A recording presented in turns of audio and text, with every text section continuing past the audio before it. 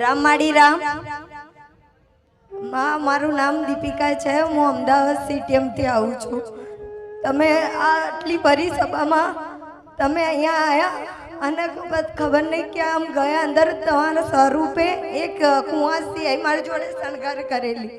પછી મારી મમ્મી જોડે ઊભી હતી, મારા ઘરની સાલ હતી અને એ સાલ કે મને આપો ઉડાડો। પછી મેં મમ્મીને કીધું તું મમ્મી કે આપું, મેં કીધું આપ મેં સાલ લઈ પછી કુંવાસીની ઉપર ઓડાય કે હું મેલડીમાંની દીકરી છું। આવું બોલી આજે એ લગભગ વરસાદના ટાઈમે મને સપનું આવ્યું હતું માં, અને તે 3 દિવસ પહેલાં મેં ગયે રવિવારે તમને પ્રાર્થના કરી મારા આવું છે તમારા છોકરાના જન્મદિવસમાં, પણ માં મારા હસબન્ડે ના પાડી કંઈ કારણના લીધે કે નહીં જવું।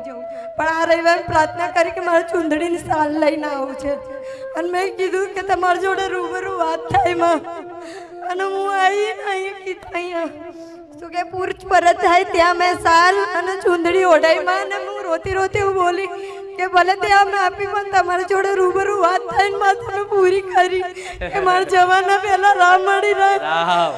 અને આ બધું કરવામાં મારો ભાઈનો સાથ છે। દર રવિવારે એ મને અહીંયા લઈને આવે છે।